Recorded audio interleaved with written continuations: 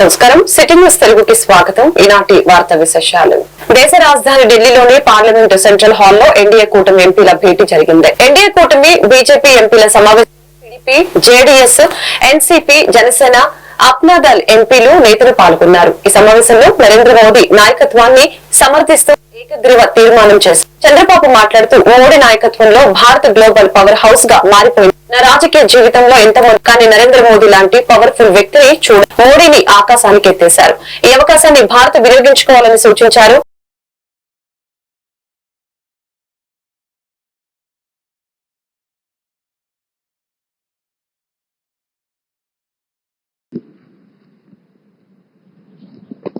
Honorable Prime Minister of India, Shri Narendra Modi ji,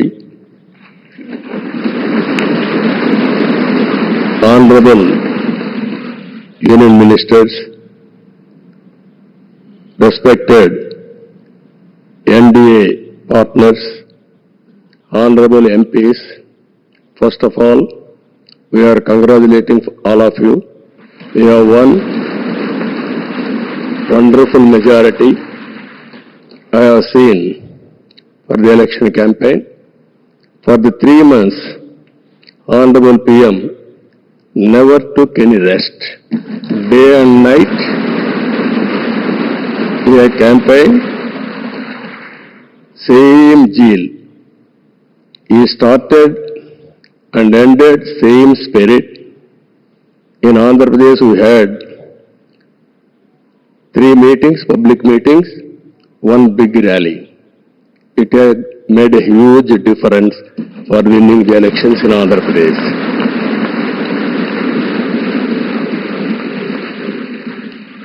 Honorable Home Minister has come.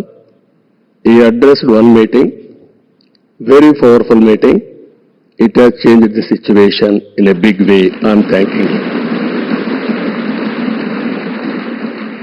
Even Honorable Rajnath Singh ji and also Nadda ji and also Gadkari ji, so many leaders have come and they have addressed. It has given a confidence among people that center is with state. We are thanking all ministers. And also here today, we stand at a crucial juncture. ఎన్నికల ఫలితాలు వెలువడ్డాక TDP నేతలు బీహార్ తరహా హింస రాజకీయాలు చేస్తున్నారని YCP నేత పేర్ని నాని తీవ్రంగా మండిపడ్డారు. వైసీపీ నేతలు గురువారం సాయంత్రం గవర్నర్ అబ్దుల్ నజీర్ కలిసి ఈ దాడుల గురించి ఫిర్యాదు చేశారు. ఫిర్యాదు చేసిన అనంతరం వైసీపీ నేతలు మీడియాతో మాట్లాడారు. టీడీపీ గుండాలు వైసీపీ నేతల ఇళ్లపై దాడులు చేస్తున్నారని పేర్ని నాని పేర్కొన్నారు. హింస కోసమే అధికారంలోకి వచ్చినట్లు టీడీపీ నేతల ప్రవర్తన ఉందని మండిపడ్డారు. బీజేపీని పిలిపించి విచారణ చేస్తానని గవర్నర్ చెప్పారని పేర్ని నాని అన్నారు. ఈ తరహా సంస్కృతి కొనసాగితే ఎల్లకాలం టీడీపీ అధికారంలో ఉండదు, గుర్తుంచుకోవాలని తెలిపారు. ఈ దాడుల్ని నిలువరించడానికి 26 జిల్లాల్లో జగన్ కమిటీలు ఏర్పాటు చేశామని తెలియజేశారు. 26 జిల్లాల్లోని లీగల్ టీంలను యాక్టివేట్ చేశారని, న్యాయ పోరాటం చేస్తామని పేర్ని నాని వెల్లడించారు. టీడీపీ చేసే హింసను ప్రజలకు తెలియజేస్తామని తెలిపారు. వైఎస్ఆర్సీపీ కార్యకర్తలను కాపాడుకోవడానికి మేము తిరుగుబాటు చేయాల్సిన పరిస్థితి వచ్చిందని పేర్ని నాని అన్నారు. ఆంధ్రప్రదేశ్ రాష్ట్ర గవర్నర్ గారిని ఈరోజు వైఎస్ఆర్ కాంగ్రెస్ పార్టీ తరఫున రిప్రజెంట్ చేయడం జరిగింది.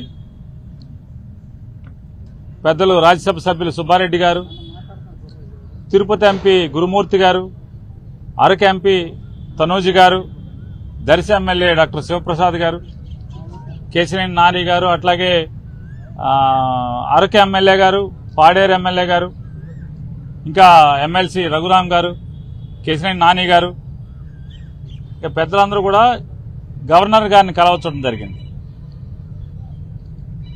కౌంటింగ్ అయిపోయిన తర్వాత, ఎన్నికల లెక్కింపు అయిన తర్వాత ఈ ఆంధ్రప్రదేశ్ రాష్ట్రంలో జరుగుతున్నటువంటి బీహార్ తరహా కిరాతకాలు, బీహార్ తరహా హింసా రాజకీయాలు ఇవన్నీ కూడా గవర్నర్ గారి దృష్టికి తీసుకెళ్తామైంది. ఎన్నికలు ఒక పక్క జరుగుతుంటే, ఎన్నికలు సంపూర్ణంగా పూర్తవకుండానే మధ్యాహ్నం నుంచి తెలుగుదేశం పార్టీ గూండాలు ఏ రకంగా ఇళ్లపై దాడులు చేయటం, ఇళ్లు తగలబెడతాం, ఇంట్లో ఫర్నిచర్ ధ్వంసం చేయటం, మనుషుల్ని కిరాతకంగా కొడతాం, ఇళ్లలోకి వెళ్లి ఆడవాళ్ళని హింసించటం, కార్లు ధ్వంసం చేయటం, కార్లు తగలబెడతాం, ఆస్తులు నాశనం చేయటం, భయభ్రాంతులకు గురి చేయటం. అంటే తెలుగుదేశం పార్టీ అధికారంలోకి వస్తే ఎర్ర పుస్తకంలో ఏం రాసుకున్నారా అంటే మేము హింస కోసమే, ఈ కక్ష తీర్చుకోవడం కోసమే, మాకు వ్యతిరేకంగా వైఎస్ఆర్ కాంగ్రెస్ పార్టీ ఎవరు జెండా పట్టుకుంటే వాళ్ళనల్లా కిరాతకంగా హింసిస్తాం, వాళ్ళ ఆస్తులు ధ్వంసం చేస్తామనేటువంటి దానికోసమే అధికారంలోకి వచ్చినట్టుగా ఇవాళ వాళ్ళు ప్రవర్తిస్తున్నారు. ఇవన్నీ గవర్నర్ గారికి చెప్పినప్పుడు ఆయన ఆశ్చర్యపోయారు. ఏంటి ఇంత కిరాతకంగా జరుగుతుంటే పోలీసు పట్టించుకోవట్లేదా అని చెప్పినారు. వాస్తవం సార్, ఇది ఒక్క ఎఫ్ఐఆర్ కూడా నమోదు కావట్లేదు. వెళ్ళి పోలీస్ కంప్లైంట్ ఇచ్చినా, ఫోటోలతో వీడియోలతో ఇచ్చినా కూడా ఆ వీడియోలన్నీ కూడా గవర్నర్ గారికి ఇవ్వడం జరిగింది. ఇంకా ఎక్కడెక్కడైతే జరుగుతున్నాయో అన్నీ చెప్పడం జరిగింది. ఆఖరికి ఈరోజు మీతో మాట్లాడటానికి వచ్చే ముందు కూడా నూజివీడులో ఒక కౌన్సిలర్ని నడి బజార్లో పట్టపగలు స్టాబింగ్ చేయడం జరిగింది. కత్తులతో వెంటపడి పొడవటం జరిగింది. పోలీసు సాక్ష్యంగా పోలీసులు. ఆంధ్రప్రదేశ్ రాష్ట్ర ప్రధాన కార్యదర్శిగా నీరబ్ కుమార్ ప్రసాద్ శుక్రవారం రాష్ట్ర సచివాలయంలో పదవి బాధ్యతలు చేపట్టారు. నీరబ్ కుమార్ ప్రసాద్ ను సీఎస్ గా నియమిస్తూ రాష్ట్ర సాధారణ పరిపాలన శాఖ జీఓఆర్టీ సంఖ్య 1034 ద్వారా ఆదేశాలు జారీ చేయగా శుక్రవారం వెలగపూడి రాష్ట్ర సచివాలయంలో సీఎస్ ఛాంబర్ లో తిరుమల తిరుపతి దేవస్థానం వేద పండితులు మరియు విజయవాడ శ్రీ బ్రహ్మరామ మల్లికార్జున స్వామి దేవస్థానాల వేద పండితుల దివ్య ఆశస్సుల మధ్య నీరబ్ కుమార్ ప్రసాద్ సీఎస్ గా బాధ్యతలు స్వీకరించారు. బాధ్యతలు స్వీకరించిన పిదప ఆయన మాట్లాడుతూ ముందుగా సీఎస్ గా పనిచేసే అవకాశం కల్పించినందుకు ముఖ్యమంత్రికి అప్రమాణ స్వీకారం చేయనున్న చంద్రబాబు నాయుడికి కృతజ్ఞతలు తెలిపారు. ప్రభుత్వ ప్రాధాన్యతలకి అనుగుణంగా పనిచేసి వివిధ అభివృద్ధి సంక్షేమ పథకాలను క్షేత్రస్థాయిలో మరింత సమర్థవంతంగా అమలు చేయడం ద్వారా ఆంధ్రప్రదేశ్ రాష్ట్రాన్ని అన్ని రంగాల్లోనూ ముందంజలో నిలిపేందుకు తన సాయశక్తుల కృషి చేస్తానని సీఎస్ నీరబ్ కుమార్ ప్రసాద్ పేర్కొన్నారు. ఈ కార్యక్రమంలో జీఏడీ కార్యదర్శి సురేష్ కుమార్, స్పెషల్ సీఎస్ లు Gopalakrishna Dwivedi, Rajat Bhargava, K Vijayanand, PCCF Y Madhusudan Reddy, ముఖ్య కార్యదర్శులు కె సునీత, ప్రవీణ్ ప్రకాష్, ప్రద్యుమ్న, ఐటీ కార్యదర్శి కె శశిధర్, సర్వీసెస్ శాఖ కార్యదర్శి పి భాస్కర్, కార్యదర్శి గనుల శాఖ కార్యదర్శి శ్రీధర్, పౌర సరఫరాల శాఖ కమిషనర్ హెచ్ అరుణ్ కుమార్, హోంశాఖ ప్రత్యేక కార్యదర్శి విజయ్ కుమార్, దేవాదాయ శాఖ commissioner S Satyanarayana, EFST special secretary doctor Chalapathirao, ఇంకా పలువురు ఉన్నతాధికారులు, ఇతర అధికారులు, ఉద్యోగులు, ఉద్యోగ సంఘాల ప్రతినిధులు, సీఎస్ కార్యాలయ అధికారులు, సిబ్బంది సీఎస్ ను కలిసి శుభాకాంక్షలు తెలిపారు. I thank the government for giving me this opportunity. It's a privilege to work under the visionary leadership of our Honorable Chief Minister, Shri Nara Chandrababu Naidu Garu. I seek the cooperation and assistance of all the government officers, staff, all the people, all the stakeholders in this endeavor of ours to bring the state of Andhra Pradesh onto the road of development. Thank you all and look forward to your cooperation. Eluru జిల్లా చింతలపూడి మండల కేంద్రంలో RFS స్వచ్ఛంద సేవా సంస్థ ఆధ్వర్యంలో భోజనాలు పంపిణీ చేయడం జరిగింది. రోడ్డు పక్కన నిస్సహాయ స్థితిలో ఉన్న వృద్ధులకు భోజనం పంచారు. అనంతరం ఆర్ఎఫ్ఎస్ అధినేత రవి మాట్లాడారు. అనేక మంది వృద్ధులు మన పట్టణంలో భిక్షాటన చేస్తున్నారని, వారికి మనవంతుగా సహాయ సహకారాలు అందించాలని తెలిపారు. ఈ భోజన పంపిణీ కోసం ధనిశ్రీ ప్రియ పుట్టినరోజు సందర్భంగా తన తల్లిదండ్రులు వితరణ చేసినట్లు తెలియజేశారు. ఇంత గొప్ప కార్యక్రమంలో పాల్గొనడం సంతోషంగా ఉందని తెలిపారు.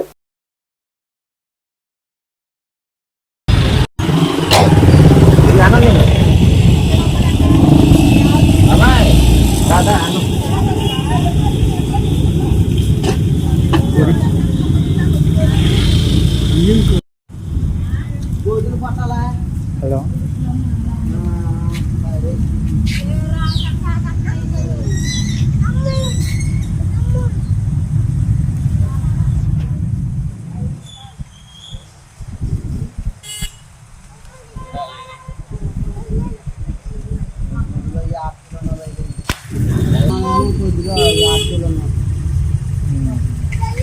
అరవకూడదు.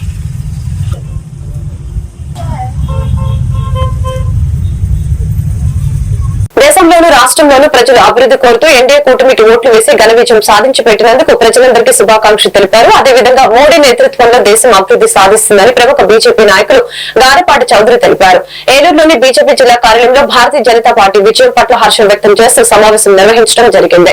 ఈ సమావేశంలో గారపాటి చౌదరి మాట్లాడారు. ఎన్డీఏ కూటమికి ప్రజలు జేజేలు పలికారని, గత ప్రభుత్వంలో బట్టలు నొక్కుతున్నామంటూ కాలక్షేపం చేశారని, చివరకు ప్రజలంతా బట్టలు నొక్కి గత ప్రభుత్వాన్ని వదిలించుకున్నారని తెలియజేశారు. దేశం అభివృద్ధి సాధించాలంటే మోడీ నాయకత్వం ఎంతో మంచిదని, ఆయన సారథ్యంలో దేశం ముందడుగు వేస్తుందని తెలిపారు. జిల్లా అధ్యక్షులు విక్రమ్ కిషోర్ మాట్లాడుతూ బీజేపీ అభ్యర్థులు గెలుపొందడం హర్షదాయకమని తెలిపారు. రాష్ట్ర అభివృద్ధికి, దేశ భక్తికి గెలిచిన అభ్యర్థులు దోహదపడతారని తెలిపారు. రాష్ట్రంలోనూ ప్రజలందరూ కూడా మంచి ఆలోచనతో అభివృద్ధికి ఓటేశారు. అవినీతి లేని ప్రభుత్వానికి ఓటేశారు. భవిష్యత్తు కోసం ఓటేశారనేది ఈ ఎన్నికల ఫలితాలు మనకి సుస్పష్టం చేస్తున్నాయి. ముఖ్యంగా దేశంలో మూడవసారి కంటిన్యూస్గా ప్రధానమంత్రి అవుతున్న మన నరేంద్ర మోదీ గారు గత 50-60 సంవత్సరాల్లో లేని చరిత్ర. ఇది ఒక చారిత్రాత్మకమైన తీర్పు. ప్రజలందరూ కూడా నిబద్ధత కలిగిన, పటిష్టమైన, అలాగే అవినీతి లేని పరిపాలన మెచ్చుకుంటూ మోదీ గారిని మరొకసారి ప్రధానమంత్రిగా చూడాలనే ఆశతో అందరూ ఓటేయడం జరిగింది. దేశానికి బీజేపీ ప్రభుత్వం, ఎన్డీఏ కూటమి ప్రభుత్వంలో ఎంతో మంచి జరుగుతున్న రాష్ట్రంలో అభివృద్ధి లేదని ప్రజలు బాధపడుతున్న తరుణంలో ఇప్పుడు ఇచ్చిన తీర్పు, కని విని ఎరుగని తీర్పు ఏదైతే ఉందో, ఆ తీర్పు ద్వారా మనకు అర్థమవుతుంది ఏంటంటే అభివృద్ధి లేకపోయినా, అవినీతి పరిపాలన అందించిన, అలాగే అప్రజాస్వామ్యంగా వ్యవహరించిన, అన్యాయంగా కేసులు పెట్టిన ఇంటికి ఈ విధంగా పంపిస్తారు అనేది సుస్పష్టం. ఇక్కడ రాబోయే రోజు ఈ రోజున భారతదేశ వ్యాప్తంగా కూడా ఎన్డీఏ ప్రభుత్వం తిరిగి మూడవసారి ఈవేళ ఏర్పాటు కాబోతున్నటువంటి సందర్భంగా ఎన్డీఏ మిత్రపక్షాలన్నీ కూడా ఈవేళ ఢిల్లీలో గత 2 పర్యాయాలు ప్రధానమంత్రిగా చేసినటువంటి గౌరవ ప్రధానమంత్రి శ్రీ నరేంద్ర మోడీ గారిని 3వ విడత ఎన్డీఏ కన్వీనర్గా ఎన్నుకోవటం, అదేవిధంగా తదనంతరం వారు ప్రధానమంత్రిగా కాబోతున్నటువంటి శుభ సందర్భంలో మీ అందరికి కూడా స్వాగతం పలుకుతూ శుభాకాంక్షలు తెలియజేస్తున్నాం. అదే ఒరవడిని ఆంధ్రప్రదేశ్ రాష్ట్రంలో ఇక్కడున్నటువంటి నిరంకుశ ప్రభుత్వం అహంకార ధోరణితో, అణచివేత ధోరణితో ప్రజలకు మేలు చేస్తున్నాం అని చెప్పి ప్రజలందరినీ కూడా మభ్యపెట్టి మోసం చేసినటువంటి జగన్మోహన్ రెడ్డి ప్రభుత్వాన్ని అధంపాతాలు తొక్కి ఈవేళ ఆంధ్ర రాష్ట్రంలో కూడా ఎన్డీఏ ప్రభుత్వం ఏర్పాటు అవడానికి ఉన్నటువంటి పరిస్థితులు అందుకు తగిన ఏలూరు నియోజకవర్గం ప్రజలందరికీ జనసేన బీజేపీ తెలుగుదేశం కూటమి తరఫున అభినందనలు తెలియజేస్తున్నామని జిల్లా అధికార ప్రతినిధి ఏలూరు నియోజకవర్గ జనసేన ఇన్ఛార్జి రెడ్డి అప్పలనాయుడు తెలిపారు. ప్రజాస్వామ్యాన్ని రాజ్యాంగం ఇచ్చిన హక్కులను కాపాడే విధంగా ఈరోజు ఆంధ్ర రాష్ట్ర ప్రజలందరూ కూడా కూటమికి భారీ విజయం, ఎవరైనా సరే అధికారంలోకి వచ్చాక విధ్వంసాన్ని సృష్టించి ప్రజాస్వామ్యాన్ని కూలి చేసి రాజ్యాంగాన్ని కాలరాస్తే ఏ విధంగా ఉంటుందో అని ఈ తీర్పు ద్వారా నిరూపించిన ఆంధ్ర రాష్ట్ర ప్రజానీకానికి పేరు పేరున అభినందనలు తెలియజేశారు. మరి ముఖ్యంగా ఏలూరు నియోజకవర్గంలో ఎన్నడూ లేనటువంటి మెజారిటీని, ఒక మంచి పరిపాలన అందించామని, ఒక బలమైన మెజారిటీనిచ్చి ఎదుట వ్యక్తులకి డిపాజిట్లు కూడా కోల్పోయే విధంగా తీర్పునిచ్చిన ఏలూరు ప్రజానీకానికి, ఉపాధ్యాయ, కార్మిక, కర్షక, వ్యాపార, వాణిజ్య పౌరులందరికీ, మహిళా సోదరిమణులకి, అనేక ప్రాంతాల నుంచి వచ్చి ఓటు హక్కును వినియోగించుకున్న ప్రజాస్వామ్యాన్ని కాపాడిన ప్రతి ఒక్క ప్రజలందరికీ ఏలూరు జనసేన పార్టీ నుంచి హృదయపూర్వక అభినందనలు తెలియజేస్తున్నాము. నమస్తే అండి. ఏలూరు నియోజకవర్గ ప్రజలందరికీ జనసేన, తెలుగుదేశం, బీజేపీ కూటమి తరఫున అభినందనలు తెలియజేస్తా ఉన్నాం. ఏదైతే విధ్వంసాలతో కూడినటువంటి ప్రభుత్వాన్ని కూలగొట్టి స్పష్టమైనటువంటి, తిరిగి లేనటువంటి మెజార్టీని ఎన్నడూ లేనటువంటి తీర్పునిచ్చినటువంటి ప్రజలందరికీ కూడా జనసేన పార్టీ తరఫు నుంచి పేరు పేరున హృదయపూర్వకమైనటువంటి అభినందనలు తెలియజేస్తా ఉన్నాం. ప్రజాస్వామ్యాన్ని బతికించి భారత రాజ్యాంగం ఇచ్చినటువంటి హక్కుల్ని కాపాడే విధంగా ఈ రోజున ఆంధ్ర రాష్ట్ర ప్రజలందరూ కూడా కూటమికి ఒక మంచి ఘన విజయాన్ని ఇచ్చి, ఎవరైనా కానీ అధికారంలోకి వచ్చిన తర్వాత ప్రజల పైన యుద్ధాంశాలు సృష్టించి ప్రజాస్వామ్యాన్ని కూలీ చేసి రాజ్యాంగాన్ని కాళ్ళ రాస్తే ఏ విధంగా ఉంటుందో అనేటువంటి ఈ తీర్పు ద్వారా మరి నిరూపించినటువంటి ఆంధ్ర రాష్ట్ర ప్రజానీకానికి పేరు పేరున అభినందనలు తెలియజేస్తున్నాం. మరీ ముఖ్యంగా ఏలూరు నియోజకవర్గంలో ఎన్నడూ లేనటువంటి మెజారిటీని, ఒక మంచి పరిపాలన అందించమని ఒక బలమైనటువంటి మెజారిటీని ఇచ్చి ఎదుట వ్యక్తులకి డిపాజిట్లు కూడా కనిపించే విధంగా లేకుండా తీర్పునిచ్చినటువంటి ఏలూరు ప్రజానీకానికి ఇది ఉద్యోగ, ఉపాధ్యాయ, కార్మిక, కర్షక, రైతాంగ, వ్యాపార, వాణిజ్య ప్రజలందరికీ, అదేవిధంగా పౌరులందరికీ, మహిళా సోదరీమణులకు, మరీ ముఖ్యంగా అనేక ప్రాంతాల నుంచి, ఇతర దేశాల నుంచి, ఇతర రాష్ట్రాల నుంచి వచ్చి ఓటు హక్కును వినియోగించుకొని ప్రజాస్వామ్యాన్ని కాపాడినటువంటి ప్రతి ఒక్కరికి కూడా జనసేన, ఏలూరు జనసేన పార్టీ నుంచి హృదయపూర్వకమైనటువంటి అభినందనలు తెలియజేస్తా ఉన్నాం. జనసేన పార్టీ ప్రజల పక్షాన, ప్రజా సమస్యల పక్షాన రాబోయేటువంటి రోజుల్లో ఉన్నటువంటి ప్రభుత్వంలో భాగస్వాములైన ప్రశ్నిస్తూ ప్రజల పక్షాన ప్రజాస్వామ్యాన్ని కాపాడే విధంగా నడుచుకుంటామని చెప్పేసి సందర్భంగా ఏలూరు జిల్లాలో రైతులకు, కౌలు రైతులకు ధాన్యం బకాయి సొమ్ములు చెల్లించకపోతే నెల 10న ఏలూరు కలెక్టరేట్ ముందు ధర్నా చేపడతామని ఆంధ్రప్రదేశ్ రైతు సంఘం జిల్లా కార్యదర్శి కె శ్రీనివాస్ హెచ్చరించారు. ఏలూరు శివారు శంకరవారి తోటలో నిర్వహించిన ధాన్యం బకాయి సొమ్ములు రావాల్సిన బాధిత రైతుల సమావేశంలో ఆయన మాట్లాడారు. రైతులు, కౌలు రైతులు ప్రభుత్వ కొనుగోలు ధాన్యం అమ్మి 40 రోజులు దాటిపోతున్న ధాన్యం బకాయి సొమ్ములు చెల్లించకపోవడం వలన అన్నదాతలు ఇబ్బందులు పడుతున్నారని తెలియజేశారు. ఈ సమావేశంలో వైరెడ్డి లక్ష్మణరావు, చిన్ని పోతురాజు, అన్నంరెడ్డి రంగారావు, పల్లెల వరాహలరావు, ఎన్ నాగరాజు, ధర్మవరపు రాము తదితరులు పాల్గొన్నారు.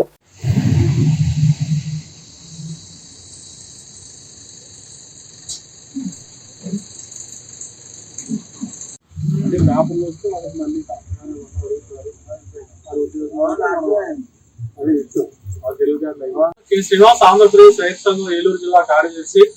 ఈ రోజు రబీకి సంబంధించిన ధాన్యం డబ్బులు రాక అన్నదాతలు చాలా ఇబ్బంది పడతా ఉన్నారు. జిల్లా వ్యాప్తంగా దాదాపు 200 కోట్ల రూపాయలు రైతుకు సంబంధించిన ధాన్యం బకాయి సొమ్ములు రావాల్సి ఉన్నది. అయితే అందుకు సంబంధించిన నిధులు విడుదల చేయకపోవడం వల్ల రైతుల ఖాతాలకు, కౌలు రైతుల ఖాతాలకు ధాన్యం డబ్బులు జమ కాక రైతు చేతికి డబ్బులు అందరికి ఇబ్బంది పడతా ఉన్నారు. ఒకవైపు ఏమో వర్షాలు పడే పరిస్థితులు రావడం, రెండో వైపు కావాలని నీళ్ళు ఇవ్వడం వల్ల ఖరీఫ్ సాగుకి రైతులు సహాయపడుతూ ఉన్నారు. మరి దశలు విత్తనాలు నార్మల్ బాగు చేసుకోవడం వల్ల కనీసం రైతుకి చేతిలో ఇవ్వలేక, పెట్టుబడికి డబ్బులు లేక ఇబ్బందులు పడుతున్న పరిస్థితి ఉంది. మరి ఇట్లాంటి పరిస్థితుల్లో ప్రభుత్వం వైపు ఇవ్వాల్సిన డబ్బులు ఇవ్వకపోవడం వల్ల, అంటే ఒకవైపు ఏమో ఎలక్షన్ ముందు 2-3 రోజులకి ఆ డబ్బులు వేశారు, రైతుల ఖాతాలు జమ చేశారు. దాదాపు నెల పైగా రైతులకు సంబంధించిన నెల 10 రోజులకు సంబంధించిన, అంటే దాదాపు 40 రోజులకు సంబంధించిన ఆ డబ్బులు జమ చేయకపోవడం వల్ల రైతులు ఇబ్బంది పడతా ఉన్నారు. ఒకవైపు సివిల్ సర్వీస్ శాఖ వాళ్ళు మా దగ్గర డబ్బులు లేవు కాబట్టి ప్రభుత్వం ఏర్పడిన తర్వాత డబ్బులు ఇస్తే వేస్తామన్నట్టు మాట్లాడుతూ ఉన్నారు. మరి రైతులు ధాన్యం ఎన్ని వారాలు గడుపుతున్నా, రోజులు గడుపుతున్నా, ఒకవైపు వడ్డీలు పెరిగిపోతా ఉన్నాయి, మరోవైపు పంటకి చేసిన అప్పులు తీర్చాల్సిన పరిస్థితి ఉంది, మరోవైపు పంటకి ఖరీఫ్ సాగుకి సహాయకం కావాల్సిన పరిస్థితి ఉంది. మరి ఇట్లాంటి పరిస్థితుల్లో ధాన్యం బకాయి సొమ్ములు రైతుల ఖాతాలు జమ చేయడం చాలా దారుణం, బాధాకరం చెప్పేసి భావిస్తా ఉన్నాం. కాబట్టి ఎప్పటికైనా పౌర సరఫరా శాఖ వారు స్పందించి వెంటనే రైతుల ఖాతాలకి వారి ధాన్యం డబ్బులు బకాయిలు ఏవైతున్నాయో వాటిని చెల్లించి ఆ రకంగా రైతాంగాన్ని ఆదుకోవాలని చెప్పేసి కోరుతా ఉన్నాం. ప్రభుత్వం కనుక, అధికారులు కనుక స్పందించకపోతే రేపు ఈ నెల 10వ తారీఖున సోమవారం ఏలూరు కలెక్టరేట్ దేశంలో ఈరోజు 2024లో ప్రజల తీర్పు విలక్షణమైనదని, అదేవిధంగా కాంగ్రెస్ సారథ్యంలో ఇండియా కూటమి బలమైన ప్రతిపక్షంగా ఎదగటం శుభపరిణామమని నూజివీడు నియోజకవర్గానికి చెందిన కాంగ్రెస్ నాయకులు అశోక్ కుమార్ తెలియజేశారు. దేశవ్యాప్తంగా రాహుల్ గాంధీ నాయకత్వంలో ఇండియా కూటమి అభ్యర్థులు విజయం సాధించడం హర్షించదగ్గ విషయం అని తెలిపారు. రాష్ట్రంలో కాంగ్రెస్ అధ్యక్షురాలిగా వైఎస్ షర్మిల నియామకం జరిగిన తర్వాత ఎన్నికలు రాష్ట్ర వ్యాప్తంగా తిరిగి కాంగ్రెస్ బలోపేతానికి కృషి చేశారని తెలిపారు. ఏదైనా సమస్య ఉంటే కలిసికట్టుగా కూర్చొని మాట్లాడుకునే అవకాశం ఉన్నప్పటికీ మీడియా ముందు సొంత అభిప్రాయాలను వెళ్లిపుచ్చడం పట్ల తప్పుపట్టారు. రాష్ట్ర వ్యాప్తంగా కాంగ్రెస్ నాయకులు కార్యకర్తలు ఎంతో కృషి చేశారని తెలియజేశారు. ఒక కార్యకర్తగా కొంతమంది నాయకులు చేసినటువంటి వ్యాఖ్యలపై తానెంతో బాధపడ్డానని తెలిపారు. ముందు రాష్ట్రంలోనూ దేశంలోనూ కాంగ్రెస్ పార్టీ పుంజుకునే దిశగా ప్రయాణం చేస్తుందని అశోక్ కుమార్ ఆశాభావం వ్యక్తం చేశారు. మిత్రులారా, ఈరోజు భారతదేశంలో ఒక విలక్షణమైనటువంటి తీర్పు అయితే జరిగింది. భారతదేశ ఎన్నికల చరిత్రలోనే ఒక ఒక సరికొత్తమైనటువంటి తీర్పు అయితే వెలువడింది. ఏంటంటే మోడీ ప్రభుత్వం, మోడీ కా గ్యారంటీ అన్న దాని నుంచి ఎన్డీఏ ప్రభుత్వాన్ని ఏర్పరచుకునే పరిస్థితుల్లోకి ఈరోజు ఇండియా కూటమి చేయడంలో చాలా విజయం సాధించినట్టు. కాంగ్రెస్ తో కూడినటువంటి ఇండియా కూటమి నిజంగా చెప్పాలంటే విజయం సాధించింది. ఈరోజు ఇండియా కూటమి ప్రభుత్వం ఏర్పాటు చేసే దిశగా సాగడానికి కూడా ప్రయత్నం చేస్తుంది. లేదంటే ఒక బలమైన ప్రతిపక్షంగా ఉంటుంది. ఇది చాలా శుభపరిణామం.